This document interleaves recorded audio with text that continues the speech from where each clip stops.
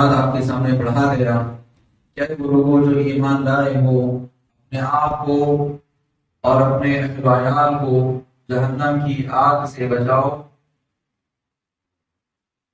جس کا ایندھن انسان اور پتھر ہے،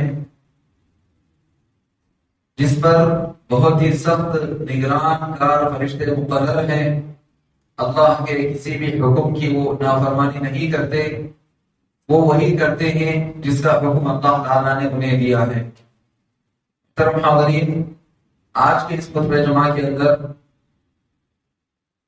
اسلام کی یہ باتیں ہمارے سامنے بیان کی جائیں گی کہ ماں باپ پر اولاد کی کیا حقوق ہیں، کیونکہ ہم اکثر ماں باپ کے حقوق سنتے ہیں اور اس کی وجہ سے لوگ صرف یہی سمجھتے ہیں کہ ماں باپ ہی کے حق ہے، اولاد کا کوئی حق نہیں ہے۔ اس طریقے سے لوگوں میں غلط فہمی ہے، اور جب بھی کوئی غلطی ہوتی ہے تو اس کی وجہ سے اکثر لوگ یا تو اولاد ہی کو کوستے ہیں یا پھر ماں باپ کو کوستے ہیں۔ تو یاد رکھیں، اولاد کے بھی حق ہیں جس طریقے سے ماں باپ کے حقوق ہوتے ہیں، جس طریقے سے شوہر کے حقوق ہیں اسی طریقے سے بیوی کے بھی حقوق ہیں۔ تو لہذا آج کے اس خطبے کے اندر اولاد کے حقوق کیا ہیں، ماں باپ کو اولاد کے بارے میں کس طریقے کی ذمہ داری نبھانا چاہیے، کیا کیا حقوق شریعت نے ان پر عائد کیے ہیں، انشاءاللہ قرآن کریم اور رسول کریم صلی اللہ علیہ وسلم کی حدیث اور صحابہ کے واقعات سے ہم نصیحت حاصل کریں گے۔ اللہ سے دعا ہے کہ اللہ تعالیٰ تمام لوگوں کو حق کہنے، حق سننے اور اس کے مطابق عمل کرنے والا بنا، باطل کو باطل سمجھنے اور اس سے بچنے والا بنا، آمین یا رب العالمین۔ اور قبل اس کے کہ یہ نصیحتیں بیان کی جائے، ہم پہلے ہی یہ معذرت کر دیتے ہیں کہ اگر ان نصیحتوں کے اندر کسی کو کچھ برا لگے تو اللہ کے لیے وہ برا نہ مانے، بلکہ یہ اسلام کی باتیں ہیں، آپ کے حق میں خیر خواہی کی باتیں ہیں، اس کو آپ سچے دل سے قبول کریں اور اس کے مطابق عمل کریں، کیونکہ کسی کو برائی پر باقی رکھنا یہ گویا اس کے ساتھ ہمدردی نہیں بلکہ اس کے ساتھ برائی ہے۔ لہذا ہم جب اپنے مسلم معاشرے کے اندر برائیاں دیکھتے ہیں تو ہماری یہ ذمہ داری بنتی ہے کہ ہم ان برائیوں کو دور کریں، ان کو نصیحت کریں۔ تو وہی جذبے کے تحت، وہی ہمدردی کے جذبے کے تحت کچھ آیتیں، احادیث اور صحابہ کے واقعات انشاءاللہ آپ کے سامنے بیان کیے جائیں گے۔ سب سے پہلے یہ کہ اولاد کے جو حقوق ہیں، اولاد کے حقوق کے بارے میں عبداللہ بن عمر رضی اللہ عنہما بیان فرماتے ہیں کہ اللہ رب العالمین نے اپنے ایمان والے بندوں کو ابرار کہا، یعنی نیک لوگ کہا۔ کیوں کہا؟ لِأَنَّهُمْ بِرُّوا آبَاءَهُمْ وَأَبْنَاءَهُمْ، کیونکہ وہ اپنے ماں باپ کے بھی حق ادا کیے اور اپنی اولاد کے بھی حق ادا کیے۔ اپنے ماں باپ کے ساتھ جیسے رہنا ہے وہ ان کے ساتھ ویسے رہے، اور اپنی اولاد کے ساتھ جیسے رہنا ہے وہ ان کے ساتھ ویسے رہے۔ تو لہذا اللہ رب العالمین نے عمر رضی اللہ عنہ، ابن عمر رضی اللہ عنہ کے قول کے مطابق ہر ایمان والے کو نیک کہا، ابرار کہا۔ تو اس کی وجہ یہی ہے کہ ہم اپنے ماں باپ کی بھی حق ادا کریں گے اور اپنی جو اولاد ہے ان کے بھی حق ہم ادا کریں گے۔ جب اولاد کے حقوق کی بات آتی ہے تو یاد رکھیں یہ دو طریقے کے حق ہیں۔ ایک حق بچے کی ولادت سے پہلے، اولاد کی پیدائش سے پہلے ہی سے حق بن جاتا ہے، اور دوسرے حقوق اولاد کی ولادت کے بعد انسان کے پیدا ہونے کے بعد اس کا حق عائد ہوتا ہے۔ تو وہ کون سے حقوق ہیں جو اولاد کے دنیا میں آنے سے پہلے، بچہ پیدا ہونے سے پہلے، اولاد کے پیدا ہونے سے پہلے، بچہ ہو یا بچی اس کے پیدا ہونے سے پہلے جو حقوق عائد ہوتے ہیں، ان میں سب سے پہلا حق یہ ہے کہ آپ نیک اور نیک بیوی کا انتخاب کریں، نیک بیوی کا انتخاب، کیونکہ نبی کریم صلی اللہ علیہ وسلم نے فرمایا دنیا کلھا متاع وخیر متاع الدنیا المرأة الصالحہ، دنیا کی تمام چیزیں انسان کے فائدہ اٹھانے کے لیے ہے، اور سب سے بہترین فائدہ جس سے اٹھایا جا سکتا ہے المرأة الصالحہ، نیک عورت ہے۔ نیک عورت کا، نیک بیوی کا انتخاب کیوں کرنا؟ لتكون أما صالحة، تاکہ وہ اپنی اولاد کے لیے نیک ماں بنے۔ ماں جب نیک ہوتی ہے تو پھر اس کے حساب سے تربیت بھی صحیح ہوتی ہے، کیونکہ بچہ باپ سے زیادہ ماں کے ساتھ رہتا ہے۔ بچہ ماں سے زیادہ لگاؤ رہتا ہے، باپ اتنا قریب نہیں رہتا، وہ تو دنیا کی محنت مشقت کرنے کے لیے باہر چلا جاتا ہے، زیادہ تر وقت اپنی ماں کے ساتھ گزارتا ہے۔ اب وہ اپنی ماں کو جس انداز میں دیکھتا ہے کہ وہ نمازوں کی پابندی کرتی ہے یا نہیں کرتی ہے، قرآن مجید کی تلاوت کرتی ہے یا نہیں کرتی ہے، اور اپنے بڑوں سے وہ کیسے بات کرتی ہے، کس کے حقوق کیسے ادا کرتی ہے، وہ تمام چیزیں وہ اپنی ماں کے گود میں رہنے جب سے دیکھتا ہے۔ اسی لیے فرمایا آپ صلی اللہ علیہ وسلم نے کہ سب سے بہترین فائدہ اٹھانے والی چیز المرأۃ الصالحہ، نیک عورت ہے۔ اور اسی طریقے سے ہمیں سے اکثر لوگ یہ حدیث سنے ہیں کہ آپ صلی اللہ علیہ وسلم نے فرمایا کہ تنکح المرأۃ لأربع، 4 چیزوں کی بنیاد پر کسی بھی عورت سے نکاح کیا جاتا ہے۔ اس کے اندر دنیا کے اکثر لوگ یا تو اس کی خوبصورتی کی وجہ سے کرتے ہیں، یا اس کے حسب نسب کی وجہ سے کرتے ہیں، یا اس کے پیسے کی وجہ سے کرتے ہیں، لیکن بہت کم لوگ ہیں جو دینداری کی وجہ سے نکاح کرتے ہیں کسی بھی لڑکی سے۔ اسی لیے آپ صلی اللہ علیہ وسلم نے اس کو 4 نمبر پر بیان فرمایا کہ ولی دینہا، اس کے دین کی بنیاد پر۔ اور آپ صلی اللہ علیہ وسلم کی دعا ہے جو دینداری کو ترجیح دیتے ہیں، آپ نے فرمایا کہ فاظفر بذات الدین تربت یداک، تم دینداری کو ترجیح دو، تم کامیاب ہو جاؤ گے۔ اس حدیث میں غور فرمائیں کہ آپ صلی اللہ علیہ وسلم نے نیک عورت کا انتخاب کرنے کا حکم دیا۔ اب یہاں پر سوال یہ پیدا ہوتا ہے کہ ہم کیسے پہچانیں کہ یہ نیک ہے، کیسے پہچانیں کہ یہ نیک ہے؟ تو یاد رکھ لیجیے ان کی جو تعلیم اور تربیت ہوتی ہے، ان کا جو ماحول ہوتا ہے گھرانے کا، یہ تمام چیزیں یہ آپ کو بتلا دیتی ہیں کہ یہ گھرانہ دیندار ہے یا نہیں ہے۔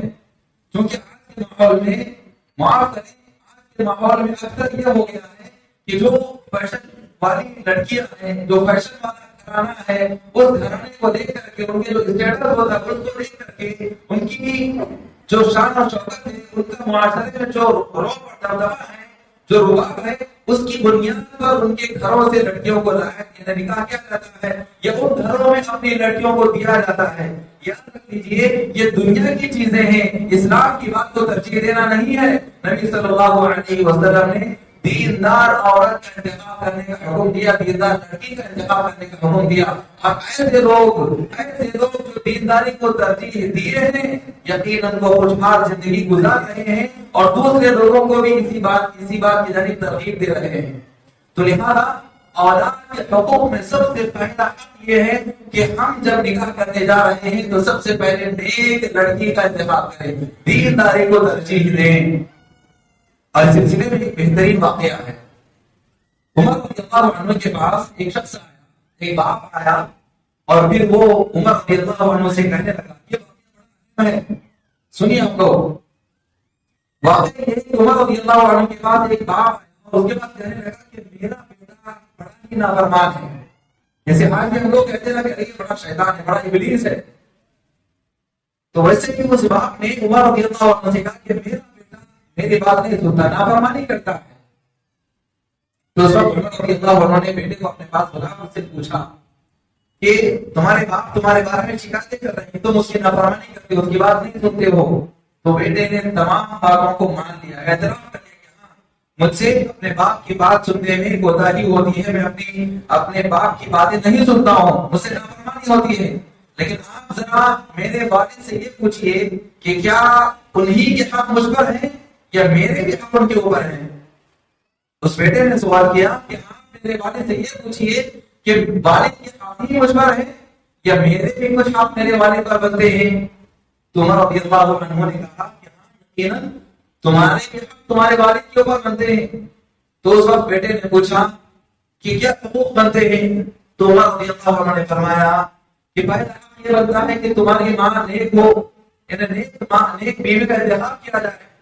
تو اس وقت اس بیٹے نے کہا کہ آپ میرے والد سے پوچھئے کہ انہوں نے کس لڑکی سے نکاح کیا ہے، کیسی عورت سے اس نے نکاح کیا ہے؟ حبشہ کی رہنے والی ایسی عورت سے جس کے اخلاق نہیں ہے، اس عورت سے اس نے نکاح کیا ہے، اور وہ میری تعلیم اور تربیت کچھ بھی نہیں کرتی، تو پھر میں اپنے باپ کا حق کیسے ادا کروں؟ تو باپ وہاں پر خاموش ہو جاتا ہے۔ تو پہلا حق یہ بنتا ہے کہ اچھی لڑکی کا انتخاب کیا جائے، دیندار لڑکی کا انتخاب کیا جائے۔ پھر اس کے بعد اس بیٹے نے یہ پوچھا کہ آگے کیا حق بنتے ہیں؟ تو اس وقت عمر رضی اللہ عنہ نے کہا کہ اچھے اس کا نام رکھنا چاہیے، لڑکوں کا لڑکیوں کا جو بھی ہے ان کے صحیح نام رکھنا چاہیے، اچھے نام رکھنا چاہیے۔ تو اس وقت اس بیٹے نے کہا کہ آپ میرے والد سے پوچھئے کہ انہوں نے میرا نام کیا رکھا۔ تو اس لڑکے کا نام رکھا گیا تھا قمل۔ قمل کے معنی کیا ہے؟ جو بیڈ بگس ہوتے ہیں، کھٹمل کہتے ہیں، یا چوں جو کہتے ہیں، جو سر میں ہوتی ہے اور انسان کو کاٹ کے اس کا خون چوستے رہتے ہیں، اس کو پتا بھی نہیں چلتا۔ تو وہ لفظ جو ہے قمل، اور یہ لفظ قرآن کریم میں بھی استعمال ہوا ہے، تو اس باپ نے اس کا نام رکھ دیا قمل۔ یاد رکھ لیجیے، کچھ لوگ قرآن کریم کے اندر کوئی بھی لفظ آ گیا نام رکھ دیتے، زبان پر جو لفظ بولنے کے لیے اچھا لگ رہا نام رکھ دیتے، کانوں کو سننے کے لیے کچھ لفظ اچھا لگ رہا نام رکھ دیتے۔ اور اس کے اندر انٹرنیٹ کا بہت زیادہ عمل دخل ہے۔ بہت ساری لڑکیوں کے نام آج زوریا رہتے ہیں، یہ کون سا نام ہے؟ کہاں سے آئے یہ نام؟ لڑکوں کے نام دوسروں کے ناموں پر رہتے ہیں۔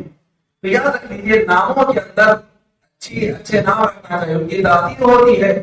تو وہاں پر اس باپ سے بیٹے نے کہا کہ میرے والد نے میرا نام قمل رکھا ہے، جو ابھی کیا کرے گا؟ جیسے جو ہے خون چوستے رہتی ہے، اسی طریقے سے یہ اپنے باپ کو پریشان کر رہا ہے۔ تب یہ دو باتیں سننا ہی تھا کہ عمر رضی اللہ عنہ اس بیٹے پر غصہ ہونے کی بجائے باپ کو نصیحت کی اور فرمائے کہ تم پہلے اپنے حقوق ادا کرو، تم نے اس کی تربیت صحیح نہیں کی، اس کی ماں کے لیے اس کی تربیت کی اور اس کی ماں کا انتخاب تم نے صحیح نہیں کیا، اس کا نام تم نے صحیح نہیں رکھا، پہلے ان حقوق کو صحیح ادا کرو، پھر اس کے بعد تمہارا بیٹا تمہارے حقوق ادا کرے گا۔ یہ واقعہ ہم لوگوں کے لیے نصیحت کا ایک پیغام لے کر کے ہے، کیونکہ ہم بھی یہی چاہتے ہیں کہ ہماری اولاد ہماری فرمانبرداری کرے، ہماری بات سنے۔ تو ہم یہ دیکھ لیں کہ ہم نے کیسے لڑکی سے نکاح کیا ہے، اور پھر اس کے بعد ہم اپنی اولاد کی تربیت کیسے کر رہے ہیں۔ تو لہذا یاد رکھیں، پہلا یہ بنتا ہے کہ صحیح لڑکی کا انتخاب کیا جائے۔ اسی طریقے سے جب نکاح ہو جائے اس کے بعد شوہر اور بیوی کا جو ملاقات ہوتی ہے، جو ملاپ ہوتا ہے، اس موقع پر بھی دعا پڑھنا چاہیے۔ بہت ہی باریکی سے میں الفاظ کہہ رہا ہوں، معاشرے کے اندر آج جتنی شرارت والی نظر ہم کو نظر آتی ہے، اس کی سب سے بڑی وجہ یہی معلوم ہوتی ہے، اور اکثر لوگ کہتے بھی ہیں یہ گچے کی الفاظ سننے میں برا لگتا ہے، لیکن حقیقت ہے یہ کہ آج معاشرے کے اندر شرارتی بچے جو نظر آ رہے ہیں، خوباش قسم کے جو لڑکے نظر آ رہے ہیں، اس کی وجہ یہی ہے کہ جب شوہر اور بیوی کی ملاقات ہوتی ہے تو اس وقت دعا پڑھنا چاہیے، بسم اللہ اللہم جنبنا الشیطان وجنب الشیطان ما رزقتنا، یہ دعا پڑھنا چاہیے۔ اکثر لوگ نکاح کے موقع پر جاتے ہیں، مبارکبادی دے دیتے ہیں، اور مبارکبادی بھی اردو کے الفاظ کہتے ہیں، وہاں پر بارک اللہ لک وبارک علیک وجمع بینکما فی خیر، یہ دعا کے الفاظ کہنا چاہیے، وہ نہیں کہتے۔ اور اسی طریقے سے اس موقع پر لڑکے کو اور لڑکی کو دونوں کو کہنا چاہیے، یہ حکم ہے کہ یہ دعا پڑھیں، ملاقات کرنے سے پہلے یہ دعا پڑھیں۔ یہ دعا پڑھنے کا فائدہ کیا ہوتا ہے؟ آپ صلی اللہ علیہ وسلم نے فرمایا کہ اگر اللہ رب العالمین نے ان کے لیے اولاد رکھی ہے، لم یضرہ الشیطان، شیطان اس کو نقصان نہیں پہنچا سکتا، ولم یسلط علیہ، اور شیطان تو اس پر غلبہ نہیں آتا۔ شیطان کا غلبہ کس پر ہوتا ہے؟ شیطان نے جب اللہ رب العالمین سے وعدہ کیا کہ میں تیرے بندوں کو بھٹکاؤں گا، تو اللہ تبارک و تعالیٰ نے کیا فرمایا؟ جا چلا جا بھٹکا دے، ان عبادی لیس لک علیہم سلطان، میرے کچھ خاص بندے جن پر تیرا غلبہ نہیں ہوگا۔ مطلب کیا ہے؟ جو نیک ہو گئے ان پر شیطان کا غلبہ نہیں چل سکتا، شیطان ان پر غالب نہیں آ سکتا، ان پر حاوی نہیں ہو سکتا۔ تو ہم اپنی اولاد کو بچپن ہی سے، اس کے دنیا میں آنے سے پہلے ہی، اس کی بنیاد شروع ہونے سے پہلے ہی ہم اللہ رب العالمین سے دعا مانگ رہے ہیں، اس کو نیک بنا رہے ہیں۔ یہ دعا نہ پڑھنے سے کیا ہوتا ہے؟ آپ صلی اللہ علیہ وسلم نے فرمایا کہ شیطان ان کے ساتھ شامل ہو جاتا ہے، اب ان کے خون رگ و ریشے میں شیطانی حالتیں آ جاتی ہیں۔ لہذا آج کے معاشرے میں یہ بہت بڑی برائی جو ہم کو نظر آتی ہے، اس کا ایک سب سے بڑا سبب یہی ہے کہ یہ دعا وغیرہ نہیں پڑھے، لہذا دعا کا اہتمام کریں۔ ہاں ہو سکتا ہے کہ اب تک جنہوں نے نہیں پڑھا، ٹھیک ہے، استغفار کر لیں، استغفار کر لیں، ہر مسئلے کا حل ہے اسلام کے اندر، استغفار کر لیں۔ اب آئندہ کے لیے کیا کرنا ہے؟ آئندہ کے لیے جب بھی ملاقات کرنا ہے تو یقیناً یہ دعا پڑھیں، خود بھی پڑھیں، بیوی کو بھی دعا پڑھائیں، اور وضو کے ساتھ رہ کر کے ملاقات کریں، یہ تمام چیزیں ہیں. اور پھر اس کے بعد یہ دعا پڑھتے رہیں، ربنا هب لنا من ازواجنا وذرياتنا قرة اعين واجعلنا للمتقين اماما. اپنے آپ کو بھی نیک بنانے کی دعا کر رہے ہیں، اپنے اولاد کو بھی نیک بنانے کی ہم اللہ تعالیٰ سے دعا کر رہے ہیں. تو یہ ولادت سے پہلے کے دو حق ہیں. پہلا حق نیک بیوی کا انتخاب کرنا، دوسرا حق دعا کا اہتمام کرنا. اسی طریقے سے اور بھی بہت سارے حقوق ہیں، لیکن یہ دو بڑے اہم حقوق ہیں. اب جب اولاد پیدا ہو جاتی ہے تو اس کے بعد حقوق عائد ہوتے ہیں. اس کے اندر یہ ہے کہ تحقیق کرانا. تحقیق کا مطلب کیا ہے؟ جو نیک انسان ہوتے ہیں، اللہ والے ہوتے ہیں، تو ایسے لوگوں کے پاس اپنے لڑکا یا لڑکی جو بھی پیدا ہوئے نومولود ان کو لے جانا اور کھجور، جیسا کہ نبی کریم صلی اللہ علیہ وسلم کے پاس ابو طلحہ رضی اللہ عنہ اپنے بیٹے کو لے آئے اور اس کے بعد نبی صلی اللہ علیہ وسلم نے ان سے پوچھا کہ تمہارے پاس کیا ہے؟ تو کہنے لگے کھجور ہے. تو آپ صلی اللہ علیہ وسلم نے کھجور لے کر کے اس کو چبایا ہلکا تھا اور اس کا جو رس وغیرہ تھا تھوڑا بہت اس بچے کے منہ میں آپ صلی اللہ علیہ وسلم نے ڈالا. اور پھر اس کے بعد نبی کریم صلی اللہ علیہ وسلم نے خود ان کا نام رکھا عبداللہ. نبی صلی اللہ علیہ وسلم نے ابو طلحہ رضی اللہ عنہ کے بیٹے کا نام رکھا عبداللہ. تو لہذا اولاد جب پیدا ہو جائے تو ان کا حق یہ بنتا ہے اولاد کا کہ تحقیق کسی نیک آدمی سے کرائی جائے، اور یہ مستحب ہے، ضروری مستحب یہ نہیں کرنا بہتر ہے. اور اسی طریقے سے دوسرا حق بنتا ہے کہ اس کا نام رکھیں.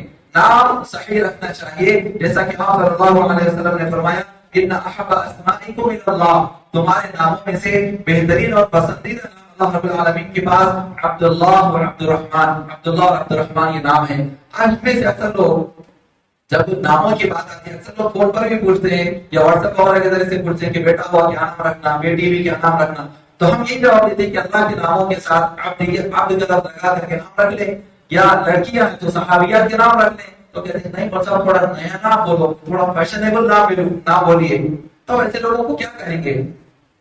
نام اللہ کے رسول نے جو پسند کیا وہ نام بہترین ہے. تو سب سے بہترین نام عبداللہ اور عبد الرحمن ہے، یہ نام رکھیں. اور اسی طریقے سے انبیاء علیہ السلام کے نام بھی رکھے جا سکتے ہیں، جیسا کہ نبی کریم صلی اللہ علیہ وسلم کو جب سب سے آخر میں ابراہیم رضی اللہ عنہ کی ولادت ہوئی تو آپ صلی اللہ علیہ وسلم نے فرمایا کہ رات میں میرے یہاں بیٹا ہوا اور میں نے اس کا نام ابراہیم رکھا، یعنی ابراہیم علیہ السلام کے نام پر. تو لہذا انبیاء علیہ السلام کے نام بھی رکھے جا سکتے ہیں. لڑکیاں ہیں تو صحابیات کے نام رکھیں، لڑکیاں ہیں تو صحابیات کے نام رکھیں. اور اسی طریقے سے صحابہ کے نام رکھ سکتے ہیں، اور صحابہ کے نام ہے ابو بکر ہے، عمر ہے، عثمان ہے، علی ہے. کیسے جلیل القدر صحابہ کا نام ہے، یہ نام رکھیں. وہ دنیا کے لوگوں کی ادھر کے سیریل وغیرہ دیکھ کر کے، دنیا کی چیزیں دیکھ کر کے نام رکھ لیتے ہیں. اور کچھ تو ایسے بھی ہیں کہ جن کے ناموں کے اندر شرک پایا جاتا ہے، جن کے ناموں کے اندر شرک پایا جاتا ہے. کیسے؟ عبد الرسول، جہانگیر، چاند پاشا، شیر پاشا، یہ کیا نام ہے؟ کیا اس کی کوئی تعبیر ہے؟ نام جیسے رکھیں گے وہ تاثیر اولاد کے اندر آتی ہے. لہذا صحیح نام رکھیں. لہذا یہ حق بنتا ہے کہ اولاد کا صحیح نام رکھا جائے. اسی طریقے سے ایک اور حق یہ بنتا ہے کہ عقیقہ کیا جائے. عقیقہ 7ویں دن کیا جانا مسنون ہے، سنت ہے. عقیقہ 7ویں دن کیا جانا سنت ہے اور مسنون ہے. اگر اس دن سہولت ہے تو یقین کر لیں اسی کے اندر زیادہ ثواب ہے. اس دن نہیں کر سکے کسی وجہ سے 7ویں دن، تو پھر اس کے بعد آپ کبھی بھی چاہے کر سکتے ہیں. لیکن اس کے بعد لوگوں کے اندر غلطی یہ ہے کہ 7 دن ہوئے، 7 دن نہیں کر سکے تو 14ویں دن کرتے، 14ویں دن نہیں کر سکے تو 21ویں دن کرتے. تو یہ نہیں، 7ویں دن ہے ٹھیک ہے اس دن کرتے. اس کے بعد جس دن بھی سہولت بن جائے اس کے بعد پھر 7 دن، پھر 7 دن، یہ حساب نہ لگائیں، بلکہ اس کے بعد آپ کو جب بھی سہولت بنے آپ عقیقہ کریں. اور عقیقے کے اندر اگر بیٹا ہے تو 2 بکرے، اور اگر بیٹی ہوئی ہے تو 1 بکرا. یہ مستحب ہے، مسنون ہے. اگر کوئی آدمی غریب ہے، اس کے پاس اتنی زیادہ طاقت اور طاقت نہیں ہے کہ وہ بیٹے کی جانب سے 2 بکرے ذبح کر سکے، تو اس کے لیے یہ ہے کہ وہ 1 بکرا بھی ذبح کر سکتا ہے. آپ صلی اللہ علیہ وسلم نے فرمایا کہ کل غلام رہینۃ بعقیقتہ، ہر غلام، ہر پیدا ہونے والا بچہ اپنے عقیقے کے سبب میں مرہون رہتا ہے، اس کے جو اعمال رہتے ہیں وہ معلق رہتے ہیں. اور عقیقے کے بے شمار فوائد ہیں. اس کی وجہ سے اللہ رب العالمین اس کی جتنی بھی برائیاں تکلیفیں ہو سکتی ہیں تمام برائیوں اور تکلیفوں سے اس کو محفوظ فرما دیتا ہے. لہٰذا یہ عقیقہ کرنا چاہیے. اسی طریقے سے ایک اور حق یہ بنتا ہے کہ لڑکا آئے تو اس کے ختنہ کیے جائے. آپ صلی اللہ علیہ وسلم نے فرمایا کہ خمس من الفطرہ، 5 باتیں فطرت کی ہیں، ان میں سے ایک آپ صلی اللہ علیہ وسلم نے بیان فرمایا کہ ختنہ کرنا. ابھی ختنہ کے بارے میں بھی یاد رکھ لیجیے، اکثر لوگوں کے اندر یہ ہے کہ ختنہ کرائے تو مسلمان نہیں تو مسلمان نہیں، یہ لوگوں کے اندر ایک غلط فہمی ہے، بہت بڑی غلط فہمی۔ اور کچھ لوگ یہ بھی کہتے ہیں کہ اگر کوئی کلمہ پڑھنے کے لیے آ رہے ہیں، مسلمان ہو رہے ہیں، تو ان کو وہاں پر کہتے ہیں تو ختنہ کرانا پڑتا۔ ختنہ، اب وہ ختنہ کرنا ایسا بٹھا دی کہ کچھ لوگ صرف اسی ڈر کی وجہ سے اسلام قبول نہیں کیے۔ ختنہ مستحب ہے، اس کو آپ فائدے پتہ ہے وہ کرے گا، لیکن اس کو بول رہے ہیں کہ ختنہ کرانا پڑتا۔ دیکھو کافی لوگ کوئی مسلمان ہو ایسی بات نہیں ہے، بلکہ فطرت کی بات ہے، ختنہ کرائیں گے اس کو دنیاوی فائدے ہیں، دینی فائدے ہیں، اس طرح سے اس کو فائدہ ملے گا۔ لیکن مسلمان ہونے کے لیے کیا کرنا پڑتا ہے؟ کلمہ لا الہ الا اللہ کا پڑھنا پڑتا ہے، وہ تو اس کو بتاتے نہیں، یہ بولتے ہیں۔ تو لہذا ایک حق یہ بھی بنتا ہے کہ اولاد کی ختنہ کیا جائے۔ اور اسی طریقے سے تربیت کے اندر بھی بہت زیادہ حقوق عائد ہوتے ہیں۔ تربیت کے اندر کیا ہے؟ یعنی بچوں کو صحیح تعلیم دینا، اس کا عقیدہ سدھارنا۔ اس کے اندر سب سے پہلے یہی بات ہے کہ صحیح عقیدے کی تعلیم دینا، جیسا کہ اللہ رب العالمین نے سورہ لقمان میں لقمان علیہ السلام کی نصیحتوں کو ذکر کیا، اور وہ یہ ہے کہ وَإِذْ قَالَ لُقْمَانُ لِابْنِهِ وَهُوَ يَعِظُهُ يَا بُنَيَّ لَا تُشْرِكْ بِاللَّهِ۔ اس وقت یاد کرو جب لقمان نے اپنے بیٹے کو نصیحت کرتے ہوئے کہا کہ یا بنی، اے میرے بچے، لا تشرک باللہ، اللہ کے ساتھ کسی کو شریک نہ کرنا، ان الشرک لظلم عظیم، یقینا شرک بہت بڑا ظلم ہے۔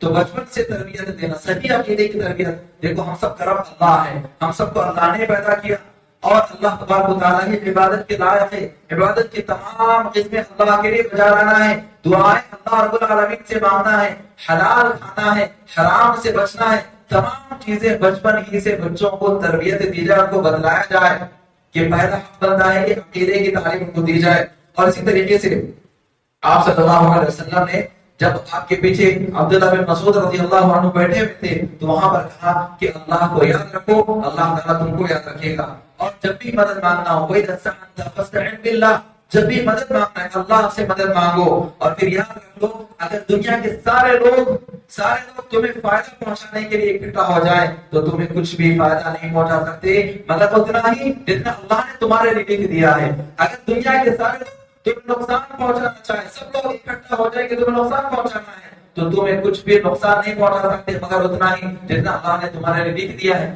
یہ تربیت، یہ تعلیم نبی صلی اللہ علیہ وسلم کس کو دے رہے ہیں؟ عبداللہ بن مسعود رضی اللہ عنہ کو، جو بالکل ابھی کم عمر تھے، ان کو تعلیم اور تربیت دے رہے ہیں۔ لہذا عقیدے کی تعلیم اور تربیت دینا یہ بہت ہی ضروری ہے، بہت ہی ضروری ہے۔ آج ہمیں سے اکثر لوگ اپنے اولاد کی تربیت نہیں کرتے۔ بچہ آیا، کبھی کچھ بھی سن لیا، گانے وغیرہ تو ڈانس وغیرہ کرنا شروع کرتا ہے، خود خوش ہوتے ہیں، اور پھر اس کے بعد کبھی کوئی مہمان آ گیا تو ان کے سامنے دیکھو ہمارا بچہ یہ ڈانس کر کے بتاتا ہے، اور وہ بچہ جو سب کے سامنے کر کے بتاتا ہے۔ اور جب ملاقات کرنا ہے تو سلام کرنا سکھانا چاہیے، سلام وغیرہ نہیں سکھاتے، ٹاٹا بولو، بائے بائے بولو۔ یہ بڑا ہونے کے بعد وہی ٹاٹا اور بائے بائے بول کے ماں باپ کو مارتا ہے۔ تو یہ بچپن سے جب تربیت صحیح کرتے ہیں تو وہی آگے جا کے آپ کا فرمانبردار بنتا ہے۔ لہذا اسی طریقے سے بچوں کو کھانا کھاتے وقت، پانی پیتے وقت اس کے جو آداب ہیں وہ بھی بتانا چاہیے۔ جیسا کہ نبی کریم صلی اللہ علیہ وسلم بیٹھے ہوئے تھے تو ایک بچہ دوڑتا ہوا آیا اور ڈائریکٹ جو ہاتھ اس نے داخل کر دیا برتن کے اندر، آپ صلی اللہ علیہ وسلم سے ہاتھ کو پکڑ لیا، اور وہ اپنا بائیں ہاتھ کھانے کے اندر داخل کر رہا تھا۔ آپ صلی اللہ علیہ وسلم نے پکڑ لیا اور پھر کہا کہ کل بیمینک، اپنے سیدھے ہاتھ سے کھاؤ، وقل بسم اللہ، بسم اللہ پڑھو۔ یہاں پر دعاؤں کے اندر بھی عجیب ماحول ہے ہمارے معاشرے کا، جو دعائیں سکھلاتے ان لوگوں کا بھی کھانا کھاتے صرف بسم اللہ ہے کہ آپ کو کھانا شروع کرنا ہے، لیکن یہاں پر بسم اللہ الرحمن الرحیم، پھر اس کے بعد اور بھی پڑھنا چاہتے ہیں، اور پڑھنا چاہتے ہیں، اور پڑھنا چاہتے ہیں۔ بھائی یہ سب نہیں ہے، جتنا سکھلائے گا اتنا بڑھیے، جتنا سکھلائے گا اتنا بڑھیے۔ بسم اللہ کہیں گے کھانا ہے، بسم اللہ کہہ کے پینا ہے، اور سیدھے ہاتھ سے اور سامنے سے کھانا ہے۔ گھر کے اندر جہاں پر نظر پڑے ادھر ڈال رہے ہیں، جہاں پر نظر پڑے ادھر ڈال رہے ہیں، یہ نہیں۔ آپ صلی اللہ علیہ وسلم نے وہی کہا کہ یا غلام سب اللہ ہے، بچے اللہ کا نام لو، یعنی بسم اللہ پڑھو، وکل بیمینک، اپنے سیدھے ہاتھ سے کھاؤ، ومما یلیک، اور جو تمہارے سامنے اس سے کھاؤ۔ اسی طریقے سے آپ صلی اللہ علیہ وسلم نے ایک اور حق یہ بیان فرمایا کہ مروا اولادکم بالصلاۃ، یہ بڑا اہم حق ہے، توحید کا بھی حق ہے، توحید کے حق کے بعد یہ بڑا حق ہے نماز کا حکم دینا۔ مروا اولادکم بالصلاۃ، اپنے اولاد کو نماز کا حکم دو جبکہ وہ عمر کو پہنچ جائیں۔ ماں باپ خود نماز نہ پڑھیں تو وہ اولاد کو کیسے حق ادا کریں گے، اولاد کو کیسے کہیں گے کہ تم نماز پڑھو؟ لہذا خود نماز کی پابندی کرنے والے بن جائیں اور اپنی اولاد کو بھی نماز پڑھنے کا حکم دے. اور اسی طریقے سے جیسا کہ صحابیہ فرماتی ہیں کہ نبی صلی اللہ علیہ وسلم نے جب عاشورہ کے روزے پہلے فرض تھے، بعد میں اس کو اختیار دے دیا گیا، لیکن اس کے باوجود بھی صحابہ اور صحابیات کا معمول یہ تھا کہ وہ اپنے بچوں کو كنا نصومه بعد يوم ويصوم صبياننا، ہم بھی روزہ رکھتے تھے، ہمارے بچے بھی روزہ رکھتے تھے. چھوٹے چھوٹے بچوں کو روزہ رکھایا جاتا تھا، اور جب بچے بھوک کی وجہ سے رونے لگتے تو ان کو کچھ کھلونے دے دیے جاتے تاکہ وہ کھلونے میں رہ کر کے اپنی تربیت کر لیں، یہاں تک کہ افطار کا وقت ہو جاتا. آج ہمیں سے کتنے لوگ ہیں جو بڑی بڑی عمر کو پہنچ جاتے، روزہ فرض ہو جاتا، اس کے باوجود بھی روزہ نہیں رکھتے. کیوں نہیں رکھتے صاحب؟ نہیں ہمارے ماں باپ ہم کو بچپن سے نہیں رکھے، نہیں وہ تھوڑا یہ مشکل ہو رہا. یہ مشکلات سارے دنیا کے رہتی ہیں، لیکن صحابہ کی سیرت دیکھیے، صحابیات کی سیرت دیکھیے، وہ خود روزے رہتے تھے اور اپنے چھوٹے بچوں کو بھی روزہ رکھا کرتے تھے. ہاں اگر اس دوران حد سے زیادہ مشکل ہو جا رہی تو دے سکتے ہیں، ان کو روزہ وغیرہ توڑنے کے لیے بھی ان کو دے سکتے ہیں. اسی طریقے سے ایک صحابی جو صرف 7 سال کی عمر کے تھے، ان کے والد ان کو لے کر کے نبی صلی اللہ علیہ وسلم کے زمانے میں حج کو گئے تھے. اس سے کیا معلوم ہوا کہ جب ہم نمازوں کے لیے جا رہے ہیں، ہم کسی نیک کام کرنے کے لیے جا رہے ہیں، تو خود اکیلے نہ جائیں بلکہ اپنے اولاد کو بھی لے کر کے آئیں. اب مسجدوں میں آنے کے بعد لوگوں سے ایک مسئلہ ہوتا ہے، ارے بچوں کو کہیں کو لے کے آتے ہیں، مسجدوں کو آوازیں کرتے رہتے، گھروں میں رکھنا نہیں. یہ بہت بڑی برائی ہے. اولاد کو برابر مسجدوں میں آنے دیں، بچپن ہی سے ان کا دل مسجد سے جوڑے، مساجد سے ان کے دلوں میں محبت پیدا کریں. قلبہ معلق بالمساجد، جو نوجوان کا دل مسجد سے لگا رہتا ہے اللہ تبارک و تعالیٰ اس کو عرش کا سایہ نصیب فرماتا ہے. یوم لا ظل الا ظلہ، جس دن اللہ کے عرش کے سائے کے سوا کوئی اور سایہ نہیں ہوگا. بچپن سے یہ تربیت دیں گے، نماز سے وقت ہو گیا چلو بیٹے مسجد جانا ہے، نماز سے وقت ہو گیا چلو بیٹے مسجد جانا ہے. اولاد کو لے کر کے آئیں گے تو ان کو بچپن ہی سے نماز کی محبت ان کے دلوں میں بیٹھے گی. لہذا ہمیں چاہیے کہ ہم جو ہے نیکی کے کاموں میں آگے رہیں اور اپنے اولاد کو بھی لے کر کے آئیں. اور اسی طریقے سے اولاد کے حقوق میں سے ایک حق یہ بھی ہے کہ انصاف کیا جائے. نعمان بن بشیر رضی اللہ عنہ کا واقعہ ہے کہ ایک صحابی آ کر کے نبی صلی اللہ علیہ وسلم کے پاس کہنے لگے، اللہ کے رسول، یہ میرا چھوٹا بیٹا ہے، اس کی دعا کیجیے. نبی صلی اللہ علیہ وسلم نے دعا فرما دی. پھر اس کے بعد وہ کہنے لگے کہ میں اپنی جائیداد کے اندر سے، میں اپنی چیزوں میں سے فلاں چیز میرے بیٹے کو، یہ چھوٹے بیٹے کو دے رہا ہوں، آپ گواہ رہیے. نبی صلی اللہ علیہ وسلم نے پوچھا کیا تم نے یہی اسی طریقے سے اپنے دیگر اولاد کو بھی دیا ہے؟ نبی صلی اللہ علیہ وسلم نے مجھ سے پوچھا جس طریقے سے تم اپنے اس بیٹے کو دے رہے ہو کیا اسی طریقے سے تم نے اپنے دیگر اولاد کو بھی دیا ہے؟ تو وہ کہنے لگے نہیں اللہ کے رسول، میں صرف اس بیٹے کو دے رہا ہوں اور دوسرے بیٹوں کو نہیں دے رہا ہوں. تو نبی صلی اللہ علیہ وسلم نے فرمایا اتقوا اللہ واعدلوا بین اولادکم، اللہ سے ڈرو اور اپنے اولاد کے درمیان انصاف کرو. اور پھر وہاں پر آپ صلی اللہ علیہ وسلم غضبناک بھی ہوئے اور پھر آپ نے فرمایا کیا تم یہ چاہتے ہو کہ ظلم پر مجھے گواہ بناؤ؟ آپ صلی اللہ علیہ وسلم نے انکار کر دیا. اور پھر اس کے بعد آپ نے کہا کیا تم یہ چاہتے ہو کہ تمہاری اولاد تمہارے ساتھ نیکی کا معاملہ کرے، تمہارے ساتھ اچھے انداز میں پیش آئے؟ تو آپ صلی اللہ علیہ وسلم نے فرمایا کہ تو صحابہ نے کہا کہ نعم، ہاں اللہ کے رسول صلی اللہ علیہ وسلم، میں چاہتا ہوں کہ میری تمام اولاد میرے ساتھ اچھے انداز میں پیش آئے، حسن سلوک سے پیش آئے. تو آپ نے فرمایا فعدل بینہم، تو پھر ان کے درمیان انصاف کرو.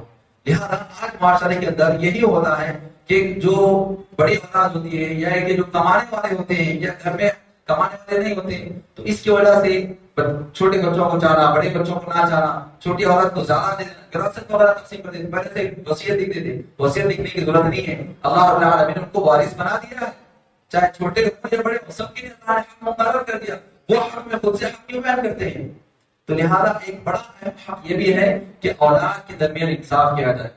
ایسے بے شمار حقوق ہیں، مختصر طور پر یہی ہے کہ ہم خود نیک بنے، اولاد کی صحیح تعلیم و تربیت کریں، توحید پر ہم خود رہیں، اپنے اولاد کو صحیح تربیت کریں اور ان کو توحید کا درس دیں، اور رسول اکرم صلی اللہ علیہ وسلم کی سنتوں پر خود بھی عمل کریں اور اپنے اولاد کو بھی سنتوں سے محبت کرنے والا بنائیں. اللہ سے دعا ہے کہ اللہ تبارک و تعالیٰ ہم تمام لوگوں کو کہنے سننے سے زیادہ عمل کی توفیق عطا فرما. اللہ تبارک و تعالیٰ ہمیں سے جو بیمار ہیں سب کو شفا کاملہ صحت عاجلہ عطا فرما، ایمان و ہدایت پر ثابت قدمی عطا فرما.